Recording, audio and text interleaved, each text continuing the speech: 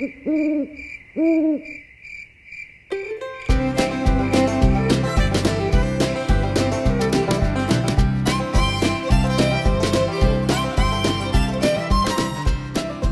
to the 10th episode of Down Home with me, the Rambling Southern Gentleman. I think I've got an awesome show planned for you today. We're going to be talking about the Grand Ole Opry, a special lady who the Opry couldn't do without and brought smiles and laughter to multiple generations, Miss Minnie Pearl. Then we'll talk about the Boll Weevil Monument down in Enterprise, Alabama, among a few other things. So kick your shoes off, pour yourself a big old glass of sweet tea, take a load off and sit a spell, friends. Let the cares of this past week go and slip away, at least for about an hour, while I try to entertain you and we learn a few things along the way. Well now, it's hard to believe this is the 10th episode. After a few rough episodes at the beginning, I was starting to wonder if the show would last this long. I'm glad I've stuck with it though. I've worked hard to improve these shows and I think we're seeing some progress towards that. I know 10 episodes in the world of podcasts seems like small potatoes, and it is for some. But for me, it's a privilege to get to talk to you fine people. If you listened to the show before, you know that I always feature a good down-home Southern food for each episode. Since I'm celebrating the 10th episode of Down Home, I've decided to go with a cake. But I was faced with the question of which Southern cake to feature. There's a few, to be sure. After looking at my options, I decided to go with Lane cake. Now, I have to say, I didn't grow up with Lane cake on the table for special occasions, much less a typical Tuesday evening. No, I wasn't exposed to Lane cake until I was an adult, which is sad. It seems like it was more of a central and southern Alabama food, and not really around in my neck of the woods, or maybe I was just oblivious to it. I don't even remember hearing about it until I was older, even though it was mentioned in a famous piece of Southern literature, which I have read, but I don't remember it. And of course, like I said, I first had it after adulthood, in college, I think. So let's talk a little bit about Lane cake for a minute. Through my research on the treat, I found that it seems as though, long before folks started arguing over cupcakes and fancy fondant, there was a woman named Emma Rylander Lane, and she knew her way around a kitchen the way a farmer knows his way around his fields. Back in the 1890s, when Clayton, Alabama was the kind of town where news traveled slower than molasses in January, Emma put together a cake that wasn't meant for just any old Tuesday supper. This was a special occasion cake, the kind you brought out when company mattered and memories were being made. But then again, when you're Southern, all company matters, or they should. Now, Emma didn't call it Lane cake at first. No, ma'am.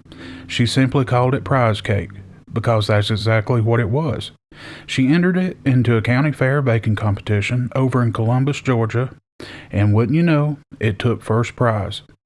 Word started to spread, as good things tend to do, and before long, folks weren't just asking for the recipe, they were asking for Emma's cake.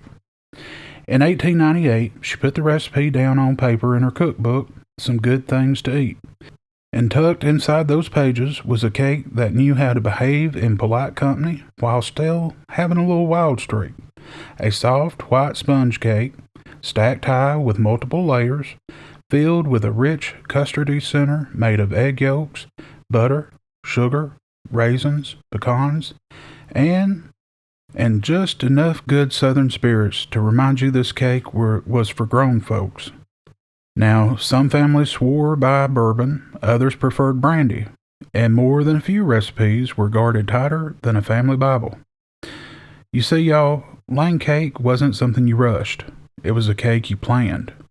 Christmas tables, weddings, church gatherings, this cake showed up when life slowed down and people lingered and took time to enjoy it.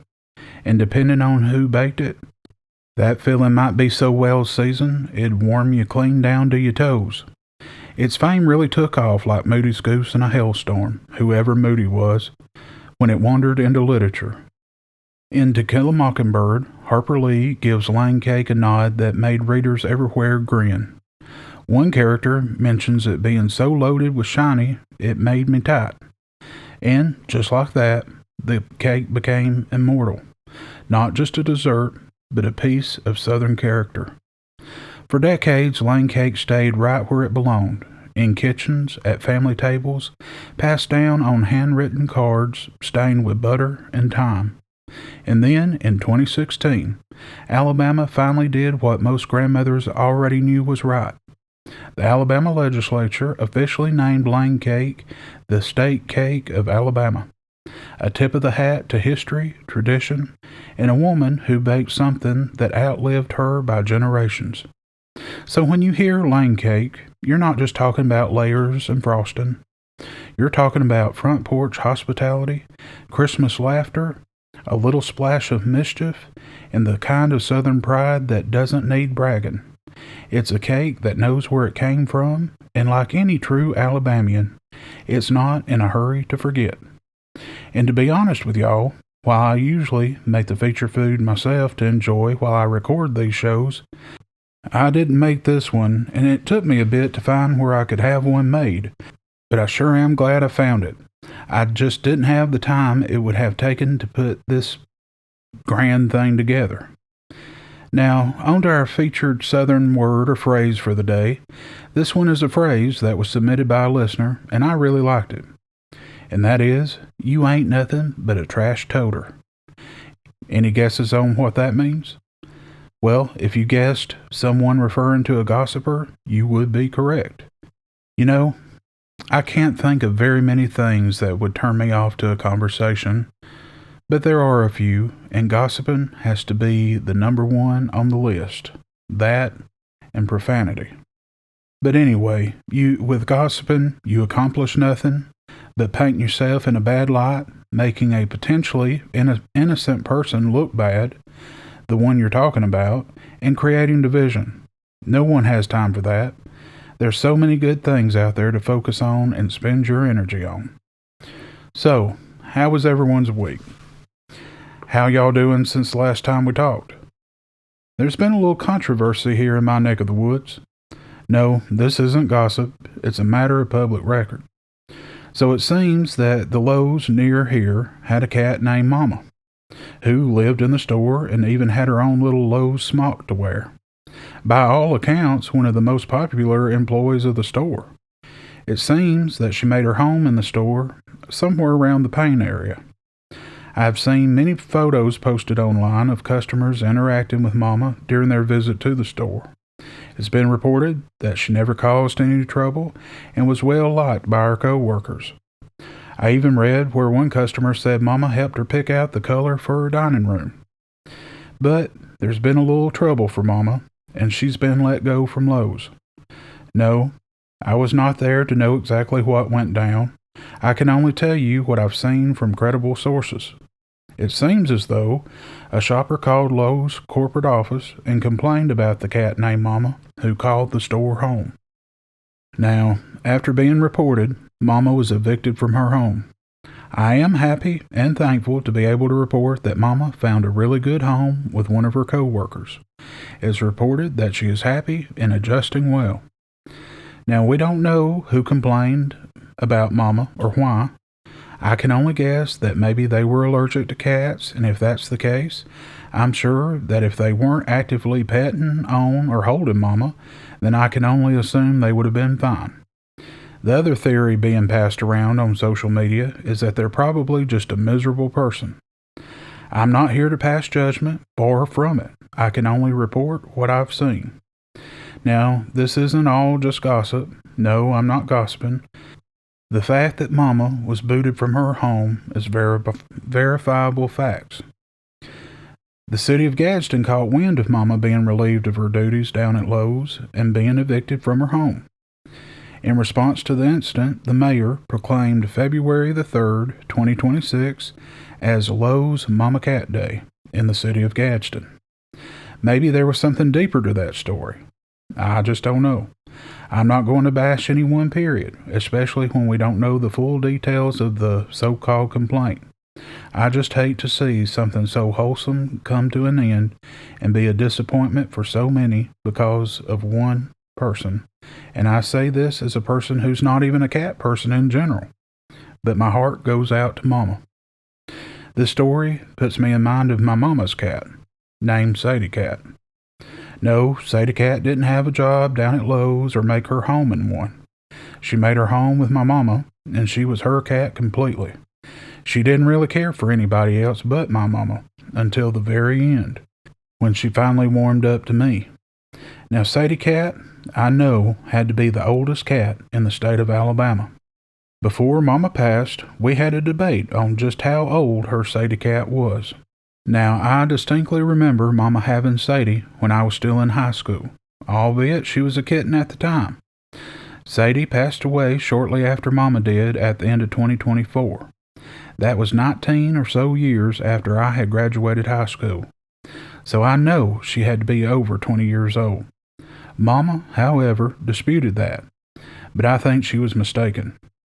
Poor Sadie Cat hung on until Mama's passing, when she really went downhill quickly.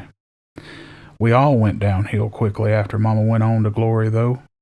I like to think Sadie Cat is roaming around Mama's mansion in glory with a little better attitude than what she had when she was down here on earth. In other news for the week, I have a word of warning for y'all. I splurged down at the Dollar Tree and bought me a can of dry shampoo to take the shine out of my hair between my daily, sometimes twice a day, showers. I think I have about the greasiest hair in the South. I've been told it's probably because I shampoo it far too much, which is probably true. I also sweat a lot, so I thought, well, I'll get a little pocket can of dry shampoo and keep it on hand if I need to spruce up for a meeting or something. Well, I made the mistake of buying it from the Dollar Tree, I guess.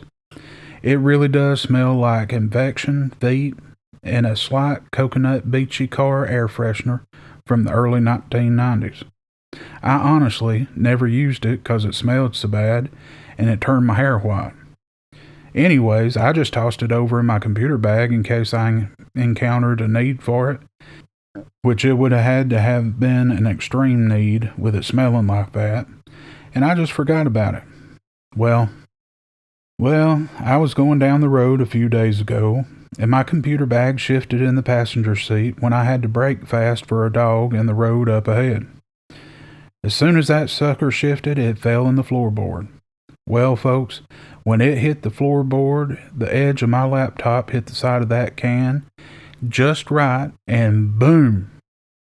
Now, I had no clue what had happened at first. All I knew, I was driving down the road and my bag hit the floorboard and there was an explosion. With that explosion, there was a huge white cloud that filled the cabin of my truck, stinging my eyes and clouding up my windshield. The next thing that hit me was the smell. It was like something had crawled into a coconut and gave up the ghost. I'm sure any bystanders on the side of the road who saw me trying to get pulled over as soon as possible must have thought, man, that driver is about as graceful as an emu on a penny farthing. In that moment, they would have been correct. I had been maced by dry shampoo and didn't even know what it was until I got pulled over and got my bearings back. I'm sure when I emerged from the truck, covered in dust, gasping for air, I looked like a verklempt asthmatic duck. It for sure made me feel like hammered snot, in the words of Dolly Parton. My truck has been ripe for days with that scent. Talk about cankered and carny. I hope it vacates soon. I just had to throw away that computer bag and most of the stuff in it. So a word of warning to you. Don't buy that dry shampoo down at the Dollar Tree, and if you do, don't let it bust, because you'll have a mess on your hands. Well, friends, it's that time for a break. When we come back, we'll dig into our main stories for the episode, which are the Grand Ole Opry, Minnie Pearl, and the Boll Weevil Monument, with even more after the main stories. So stay tuned, I'll be right back. By the way, if you're listening on YouTube or another site, hit that like button and subscribe. It really helps the channel out, and I sure would appreciate it. And if you're listening on Rewind Radio, thank you for your continued support. We certainly appreciate it. Stay tuned.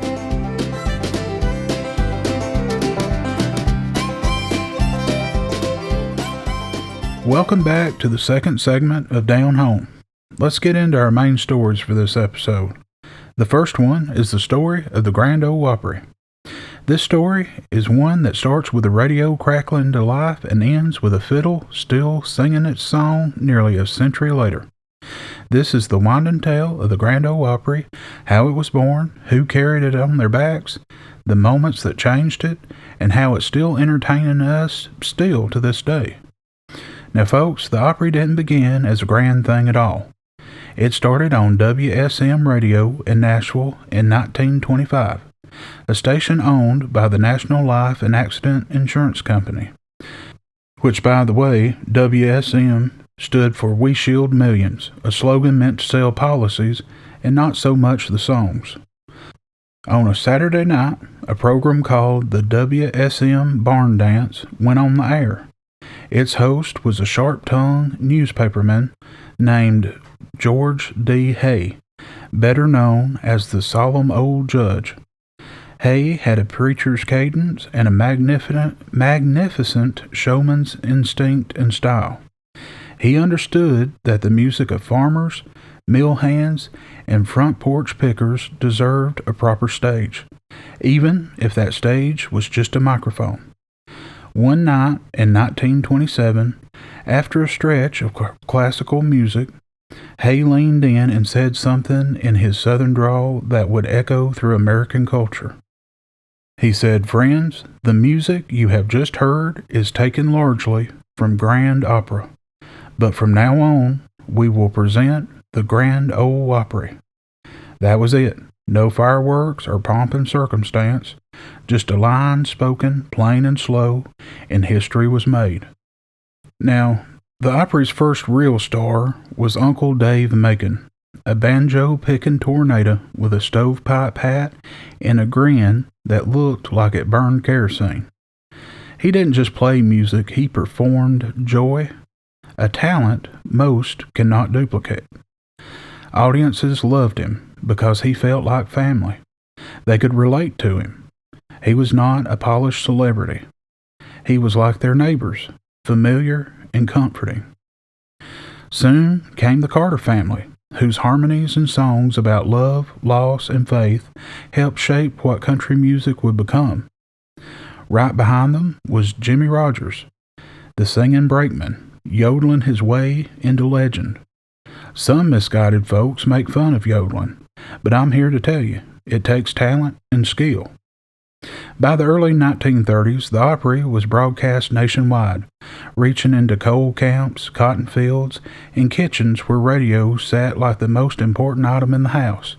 It wasn't fancy, but it was real, and seeing as radio was some people's only connection to the outside world, it was important and cherished.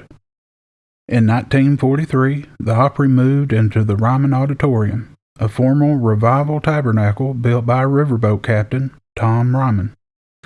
Folks started calling it the Mother Church of Country Music, and it earned that name honestly.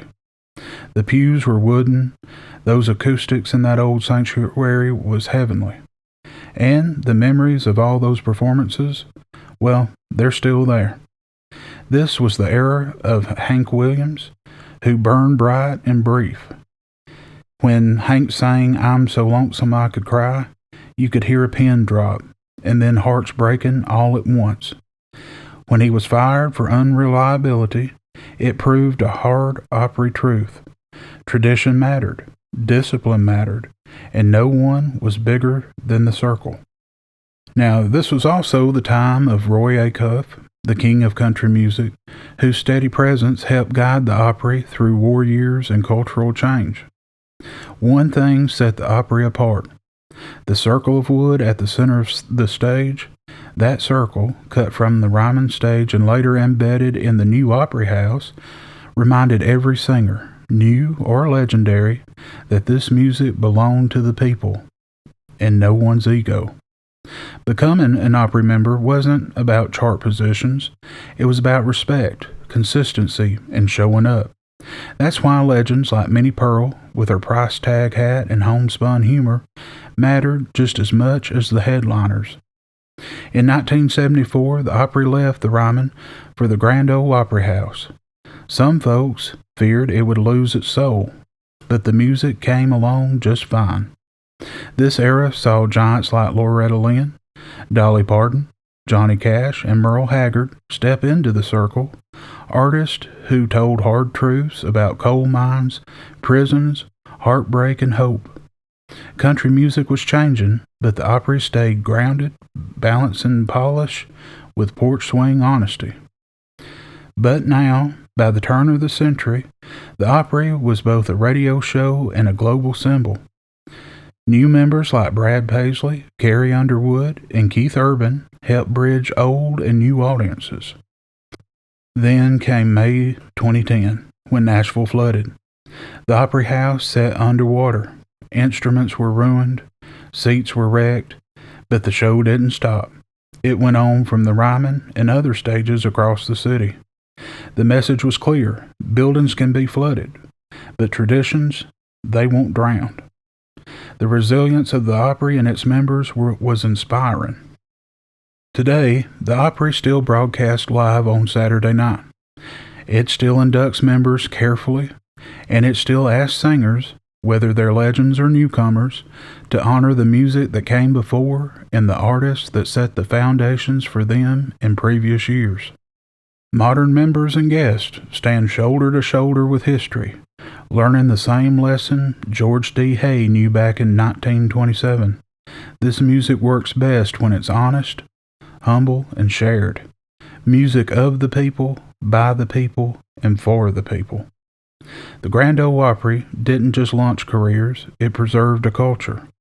It kept rural voices on the air when the world was rushing towards something slicker and louder. It taught generations that your story mattered, even if it came from a dirt road. And every Saturday night, somewhere in America, someone still turns up the radio, hears that familiar announcement, and feels just a little more at home. That, my friend, is the whole long story, still being written, one song at a time. So now that we've covered the Grand Ole Opry, let me tell you about a woman who was an Opry staple, a woman who could bring down the house with nothing more than a crooked smile, a straw hat with a price tag still dangling, and a cheery holler of howdy. I'm talking about Minnie Pearl, a lady who made folks laugh so hard they forgot their troubles, and did it with kindness stitched into every punchline. Minnie Pearl was born Sarah Ophelia Colley on October the 25th, 1912, in Centerville, Tennessee, a Hickman County town small enough that everybody knew your business, and probably your grandma's too. Her family wasn't poor country folk. They were educated, respectable folks. Her daddy owned a lumber business, and young Sarah grew up with books, music, and encouragement. She went off to Ward Belmont College in Nashville, studying theater and dance. For this time period, that was out of the ordinary for anyone to go to college in her neck of the woods, much less a female. Now here's the first surprise. She didn't start out wanting to be a hillbilly comic at all. She aimed to be a serious performer, a legitimate stage performer, classically trained, cultured, and highly refined. But life, like a good joke, sometimes takes a left turn. After college, Sarah toured with a theater company sponsored by the Wayne P. Sewell Producing Company, putting on plays and pageants across the South. It was during those travels, especially through rural towns, that she began noticing the people, their sayings, their rhythms, their pride, and their humor. She absorbed all of it like a sponge. She saw the authenticity of the people. She loved it and loved the people who were teaching her of their ways and lives. One night in Bayleton, Alabama, the idea struck her like a clap of thunder. What if I don't make fun of country people, but let them be the smartest folks in the room? That's when Minnie Pearl was born. Minnie Pearl stepped on stage for the first time in 1939, wearing a simple country dress and a straw hat with a price tag still attached, and that price tag read $1.98. Now that tag wasn't a prop to show she was poor. It was a wink. Minnie wasn't dumb, and neither were the folks she represented. The joke was that Minnie didn't care what anybody thought. She was proud of who she was and where she came from. But that price tag hanging off of her hat wasn't originally meant to be a joke, gag, or to make her look goofy. It was an honest mistake. In an interview, she told how she was headed to a performance and she needed a hat. She found the perfect hat and she thought she'd put some flowers on it as a country girl would have. She popped into a 5 and dime and bought a cluster of fake flowers. In her haste, she just stuck the flowers up there in her hat. And in her haste, she neglected to take the price tag off the flowers before the show. And during the show, the tag, still being attached to the flowers by a string, fell and dangled off the brim of her hat during the whole show. At first, when she realized it, she was mortified. Then she realized something else. It was just perfect for her image, and from then on, every hat she performed in would feature the dangling price tag. It quickly became her signature. And then came the greeting that launched 1,000 smiles. "Howdy! I'm just so proud to be here." In 1940, Minnie Pearl made her debut at the Grand Ole Opry, and it didn't take long before she became one of its most beloved stars. She wasn't a singer, she wasn't a dancer, by any means. She was something rarer. She was relatable. Her stories about Grinder Switch, a fictional rural town full of lovable oddballs, felt like home to millions of Americans, whether they lived on a farm or in a city apartment. Minnie Pearl became a mainstay of the Grand Ole Opry for over 50 years, performing more than 5,000 Opry shows. She toured relentlessly, performing for soldiers overseas during World War II and the Korean War, always bringing laughter where it was needed the most. But national fame came roaring in during 1969 when she joined the cast of Hee Haw. Every Saturday night, families gathered around the TV, and there she was, hat, tag, and all, trading jokes with Roy Clark and Buck Owens. Her humor was clean, sharp, and sly. No cruelty, no meanness, just truth wrapped in charm. I, myself, think it's quite refreshing to hear a clean show free of vulgarity and cussing. Some of her best-loved quips included, "I always say, if you don't have anything nice to say about anybody, come sit by me." And, "We're so poor in Grinder Switch, we use the holes in our pockets to scratch."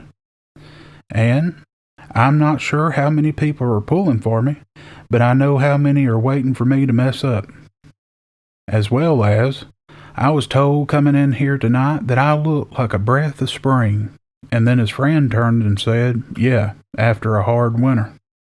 She laughed with people, never at them, and audiences trusted her for it.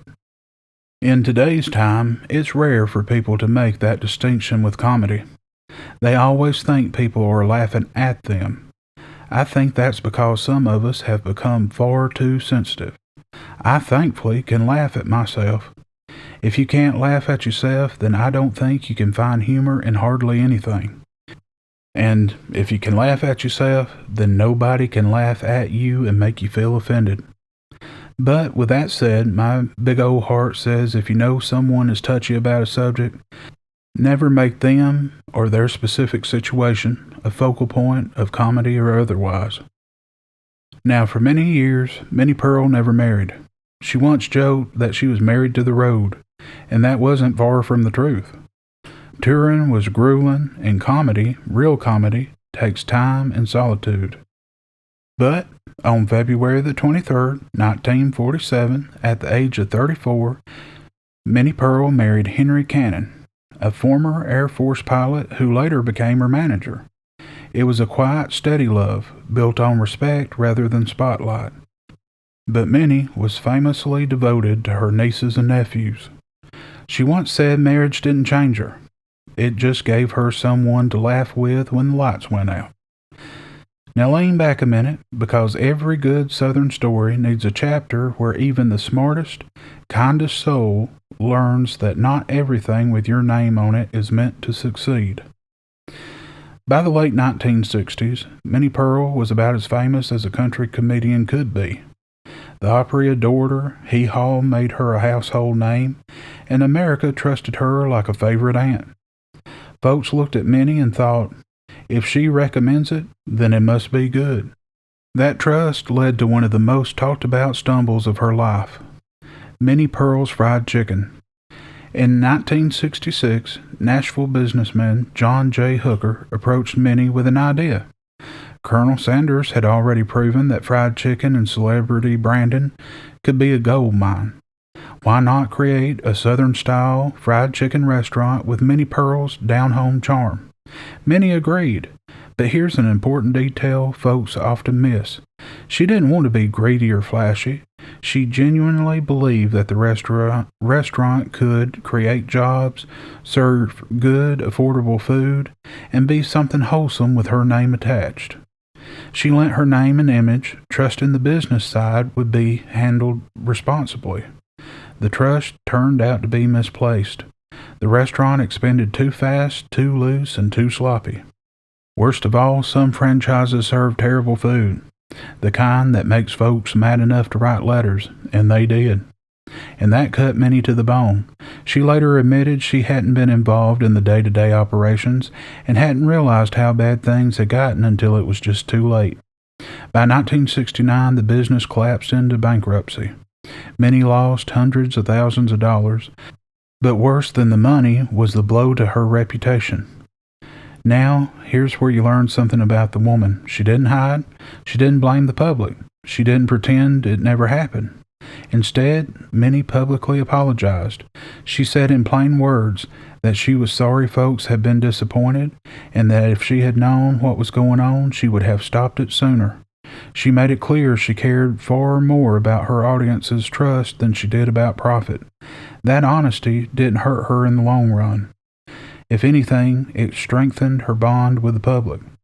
Eventually, Minnie did what she always did best. She laughed at herself. She joked that the chicken didn't kill me, but it sure did pluck me. I learned real quick I was better at telling jokes than frying chicken. And that lesson stuck. After the restaurant debacle, Minnie never again slapped her name on a product she didn't personally stand behind. The failed fried chicken business is important because it shows Minnie Pearl wasn't some polished, untouchable celebrity. She was human. She trusted the wrong people and she paid the price, and she handled it with grace and humility. She walked away from the mess, poorer in pocket, but richer in wisdom, and she never lost what mattered the most, her integrity, her humor, and the love of her people. Now that, friends, is how you come back from a bad batch of chicken. Sadly, in 1973, Minnie Pearl was diagnosed with breast cancer and underwent a radical mastectomy. At a time when many women suffered in silence, Minnie chose openness. She talked about her diagnosis publicly, encouraging women to get checkups and not to be afraid. That courage saved lives. Letters poured in from women who credited Minnie with pushing them to see a doctor. Minnie Pearl wasn't just beloved by her fans. She was honored by her peers. She won several awards and was inducted to the Country Music Hall of Fame in 1975, along with other honors. She proved that comedy, especially kind comedy, was an art form worthy of the highest respect. Unfortunately, Minnie Pearl suffered a stroke in 1991, which ended her performing career. After several years of declining health, she passed away on March the 4th, 1996, in Nashville, Tennessee, at the age of 83. The Opry lights dimmed, fans cried, and country music lost one of its truest voices. But Minnie Pearl didn't really leave. She lives on every time a comedian chooses warmth over cruelty, every time a rural accent is treated with dignity, every time someone stands tall and says, "This is who I am, and I am proud of it." Well, friends, it's that time again. It's time for a short break. I'll be right back. Stay tuned.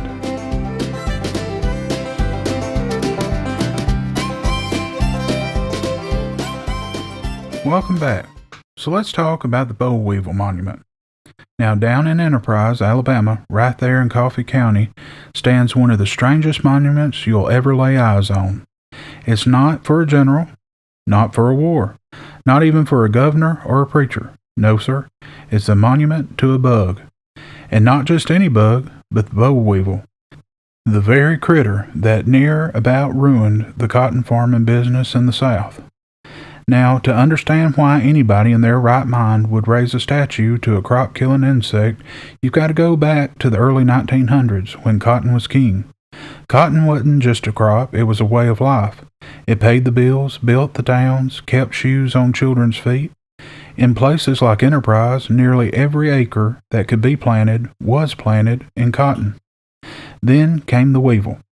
The boll weevil crossed into Alabama about 1910, and by 1915 it had made itself right at home in Coffee County. This little beetle bored into cotton bolls and destroyed them from the inside out. Fields that once promised white gold turned brown and lifeless. Farmers went broke. Some packed up and left. Others just stared at their land, wondering how in the world they'd survive. And here's where the story takes its turn. Instead of giving up, a handful of forward-thinking folks in Enterprise, led by farmers, local businessmen, and agricultural educators, decided to gamble on something radical: diversification. One of the biggest voices behind this shift was W.D. Flowers, an agricultural agent who encouraged farmers to stop putting all their hopes in cotton and try peanuts instead. Peanuts. Now that might sound small today, but back then it was downright revolutionary. And wouldn't you know it, those peanuts thrived. While cotton failed, peanuts flourished. So did corn, sugarcane, and other crops. Within a few years, Enterprise wasn't just surviving, it was prospering. And that's when someone had the boldest idea of all. In 1919, the town erected the boll weevil monument, a statue of a woman holding a fountain aloft, originally topped with a simple weevil form. The inscription thanked the boll weevil for what it has done as the herald of prosperity. Think about it for a second. They didn't honor the bug because it hurt them, wreaked havoc, or looked like it was from another world. That would have been insanity. They honored it because it forced them to change. That monument is the only one of its kind in the world, possibly the only place anywhere that tips its hat to the very thing that once nearly destroyed it. Over the years, the statue's been updated, and today a proper boll weevil stands proudly atop it, right in the middle of downtown Enterprise. And if you ask folks around there what it means, they'll tell you it's not really about the insect at all. It's about resilience, it's about adaptability, it's about learning the hard way and coming out stronger on the other side. So the next time you hear someone say the South is stuck in its ways, just remember there's a town in Alabama that built a monument to a bug that wrecked its economy because that bug taught them how to survive. And that, my friend, is the kind of lesson worth carving in stone. So after talking about the boll weevil monument down in Enterprise, we've got another monument that represents a Southern-born company that we need to cover, that has found its way into the hearts of not only Southerners, but the hearts of people across the globe. Now you may be thinking to yourself, what on earth could he be talking about? Well, I'm not talking about a Walmart sign. I'm talking about the hot and ready sign in the front of a Krispy Kreme, a monument to the best donuts ever, at least in my humble opinion anyway. Let's talk a little bit about the company that erects those monuments to the tasty rings of gold. Krispy Kreme's story starts in 1937 in Winston-Salem, North Carolina, back when the South was still shaking off the Great Depression and folks didn't have much spare change, but they still had a sweet tooth. The man at the center of it all was Vernon Rudolph, a young entrepreneur who'd grown up around the food business. Vernon didn't invent the donut recipe himself. No, sir, that recipe came from a New Orleans French chef via his uncle, Joe Lowe, who ran a small donut shop. Vernon bought the rights to that yeast-raised donut recipe, packed up, and headed to Winston-Salem. He rented a modest building on South Main Street and started frying donuts. Not for customers at first, but wholesale, selling them to local grocery stores. And that's where fate and the smell of hot grease and sugar stepped in. As the story goes, and this one is well documented in the company histories according to my research, people walking past the little building began knocking on the door, asking one simple question: What in the world smells that good, and can we buy some? Vernon didn't even have a storefront, so what did he do?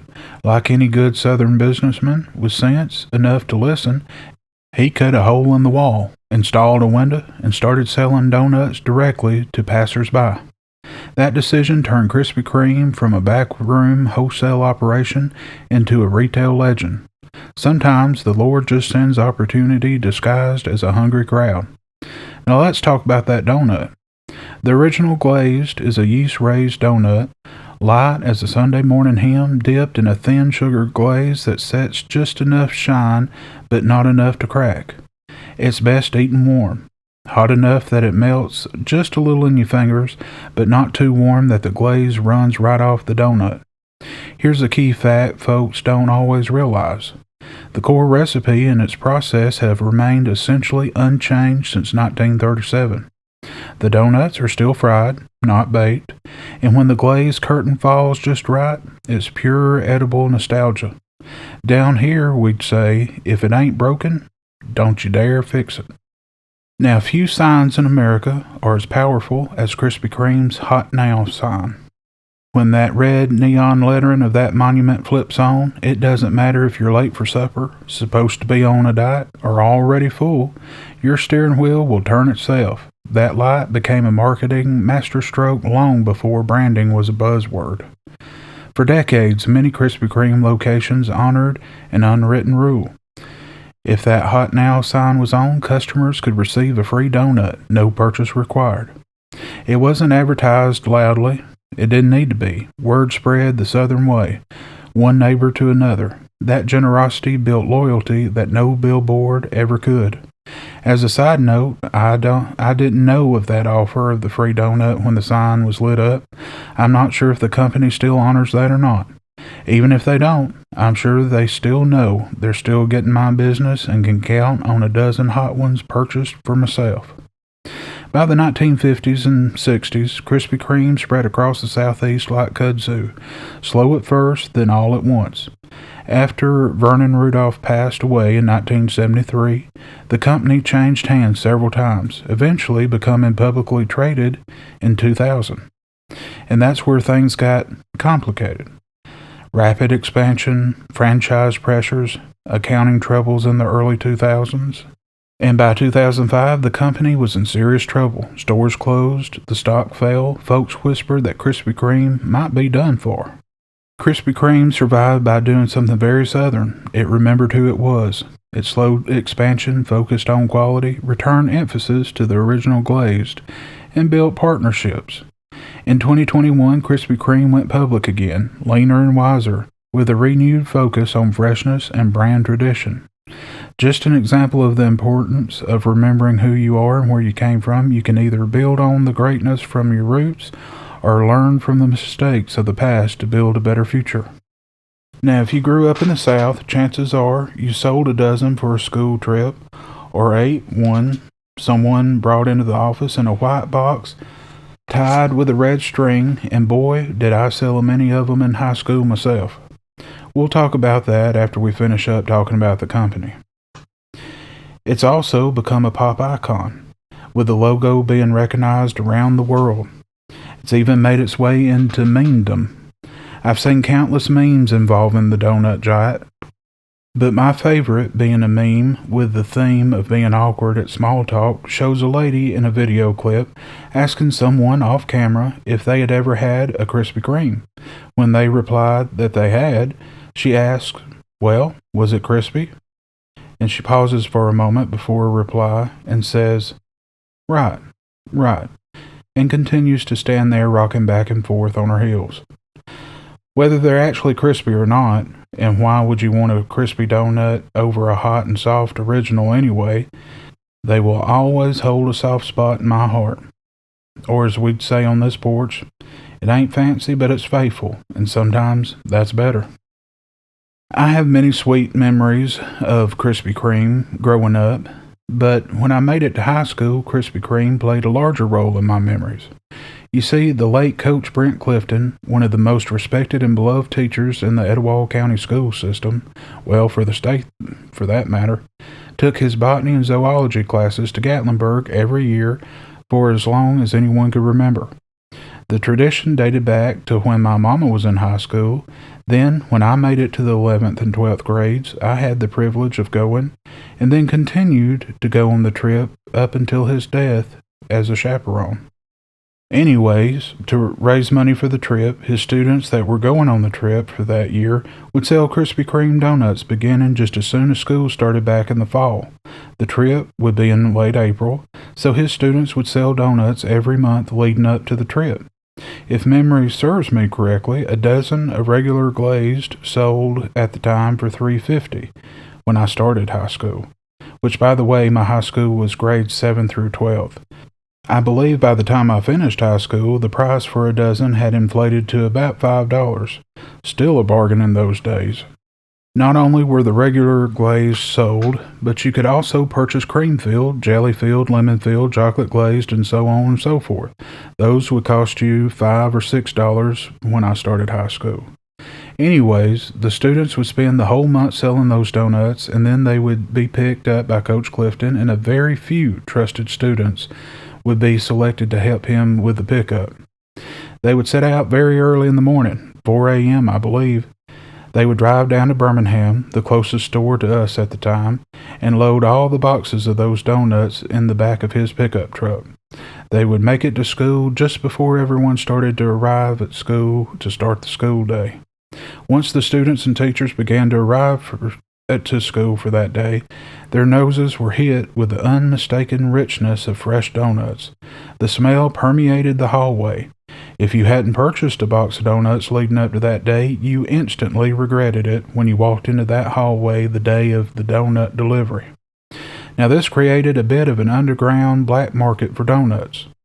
See, those who had neglected purchasing a box of donuts would plead and beg for one from students who had purchased one. Those students who had a little foresight and a little extra pocket money would purchase a box or an extra one and sell those donuts individually for $1 apiece. They made a nice little profit, and those who hadn't bought a box could now enjoy themselves a donut. You always knew who was willing to sell you a donut. They would carry around a stack of napkins with their boxes, so after you paid them $1 for the donut, you would be handed a napkin, and the top of that box would be lifted up so you could make your selection with the napkin as a barrier between the sugar goodness and your fingers. I believe that had to be the best fundraiser that our school had ever seen. It seems like just about everyone who sold donuts paid for their trip that way entirely. You didn't even have to beg anyone to buy them. They sold themselves, basically. Yeah, looking back, I guess it wasn't too healthy flooding a school with those sugary treats. But you see, they were just that, treats. A once-a-month treat, not to be enjoyed every day. Speaking of those famed Coach Clifton Gatlinburg trips, and honestly, I could do a whole show just on those beloved trips, one story sticks out in my mind that won't take too long. After months of selling donuts, there were 2 guys in my class that made the trip. Long story short, they had their spending money for the trip, and it was burning a hole in their pockets. The trips usually lasted 4 or 5 nights, if I remember right. Well, the first time we had free time to go down to downtown on the strip, these 2 guys went and spent all their money that they had for the trip on samurai swords at a sword shop. Now, they were under 18 years old. I don't know why the sword shop thought it was cool selling these teenagers 2 full-size samurai swords, but they did. Well, as the story goes, Coach Clifton received a call from the Gatlinburg Police Department, of which he was none too pleased with. These 2 guys, after spending their last dime they had on the swords, on the first night in Gatlinburg, had thought it was an amazing idea to pull said swords out and play sword fighting at a trolley stop on the strip. They were, of course, spotted within minutes by the Gatlinburg police. Now, they weren't officially arrested, but they were brought down to the police station to await being picked up by Coach Clifton. As I said, they called Coach Clifton. He had to go down to the police station to pick up these misguided teens along with their swords. To this day, I still tremble thinking about the ride back to the motel with Coach Clifton. Everyone respected him so much.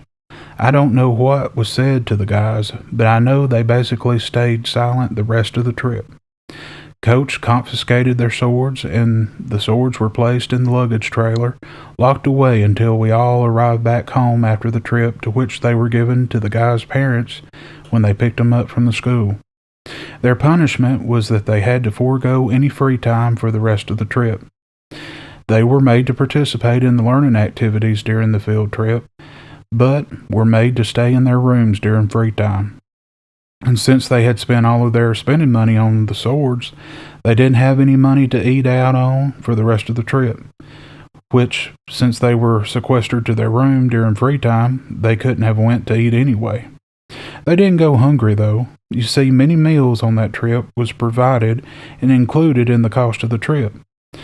The meals provided were either picnic-style sandwich lunches or pizza parties in the motel pool area. After the meals were over, they were given the extra pizza or sandwiches to take back to their room to eat during free time later in the afternoons and evenings for the remainder of the trip. I'm assuming they wish they had some of those boxes of Krispy Kremes to augment those leftovers. Personally, I would have foregone the purchase of the swords so I wouldn't have missed out on being able to purchase one of those famous foot-long corn dogs from Fanny Farkle's, aka the Ogle Dogs. Like I said before, there are countless stories from those Gatlinburg trips over the years. I truly feel privileged to be along for the ride on many of them. Gatlinburg just isn't the same anymore. It seems as though I try to recapture the greatness of those trips often. I usually make the trip up there to the Smokies 3 or 4 times a year, but those trips pale in comparison to the trips of old. Well, folks, that's about all the time I have for today. I want to thank you for joining me for this episode of Down Home. Be sure to tune in next time because we're going to talk about the Lost Sea in Tennessee and the horrendous experience I had there as a child. We'll also talk about Boll peanuts, and one of the main topics will be weird Alabama laws. As always, there'll be a few welcome surprises throughout the show. If you would, be sure to hit that like button and subscribe. It helps the channel out by making it more visible to others. I sure would appreciate it. If you have any story, suggestions, or old Southern sayings or words that you think I should hear, you can contact me at contactdownhomeshow@gmail.com. I'll welcome any and all comments and/or concerns. I'd love to hear from you. If you're listening on YouTube or another streaming service, leave a comment. I try to respond to every comment. Until next time, be blessed.